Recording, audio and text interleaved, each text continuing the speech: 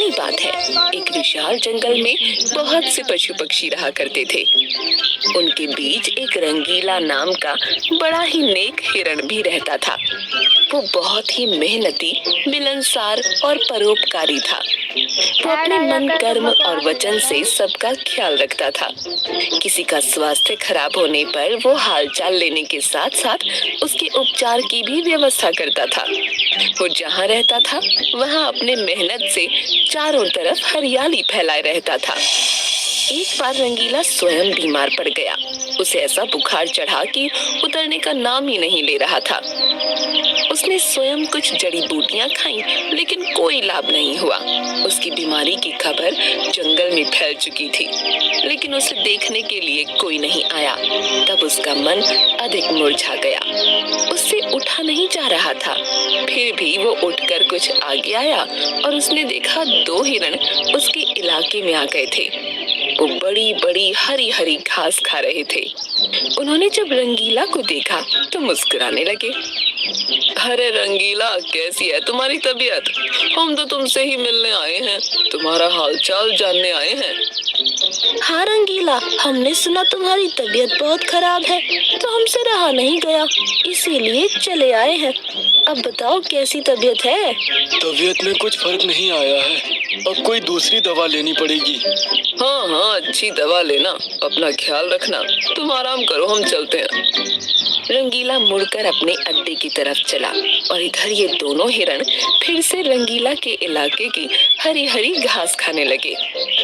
मैंने इस जगह के बारे में जितना सुना था उससे भी अच्छा पाया। रंगीला ने बड़ी मेहनत से गुलशन सजाया है। चारों तरफ हरियाली ही हरियाली है। देखकर और खाकर तबीयत हरी हो गई। आज पेट भरकर खा लेता हूँ, कल रंगीला से मिलने के बहाने फिर आऊंगा। मुझे रंगीला की तबीयत से क्या लेना? ये हरियाली खींच लाई है मुझे। मैं भी तुम्हारे साथ कल आऊंगा।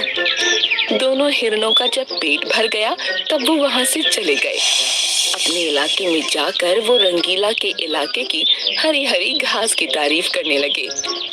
अरे भाई, यहाँ सूखी घास खाते पड़े हो, जाओ रंगीला के दरबार में, वहाँ चारों तरफ हरियाली ही हरियाली है। वहाँ जाओ, रंगीला का हालचाल पूछो और पेट भरकर हरी हरी घास खाओ।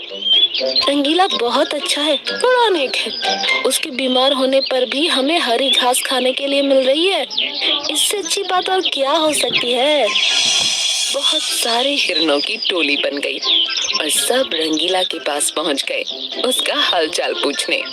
पहले तो रंगीला को इस बात की बड़ी खुशी हुई कि कितने सारे लोग उसका हालचाल जानने के लिए आ गए। उसके बाद का नजारा देखकर उसका सर ही चकरा गया। सारे हिरण उसके इलाके की घास खाने में जुट गए थे। कुछ हिरण फल भी खा रहे थे। उनके पास सर उठाकर इधर उधर देखने की भी फुर्सत नहीं थी। रंगीला बेचारा मन ही मन सोचने लगा कि ये लोग मेरे पास 2 घड़ी भी नहीं रुके और घास खाने के लिए जुट गए। अब यही हाल रहा तो मेरे इलाके की सारी घास साफ हो जाएगी।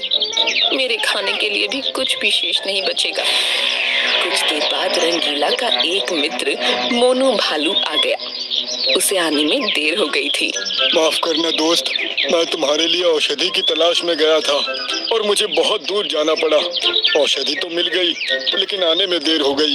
इसे तुम खा लो और जल्दी से ठीक हो जाओ। रंगीला ने औषधि खाई और उसे कुछ समय के बाद आराम मिलने लगा।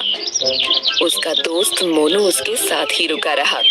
2 दिन के बाद रंगीला की तबीयत ठीक हो गई, लेकिन उसके खाने के लिए न घास बची थी न कोई फल बचा था। उसकी सारी मेहनत पर पानी फिर गया था। उदास हो गया। दोस्त रंगीला, मैं जानता हूँ ये मतलब का संसार है। ज्यादातर सब दोस्ती का दिखावा करते हैं, सब अपने फायदे की सोचते हैं। तुम चिंता मत करो, हम दोनों मिलकर गुलशन सजाएंगे, एक नई दुनिया बनाएंगे। इस कहानी से हमें इस बात की जानकारी मिलती है कि मन में कपट रखने वाले मित्र शत्रु से भी ज्यादा खतरनाक होते हैं। एक जंगल में एक हिरन घास खाने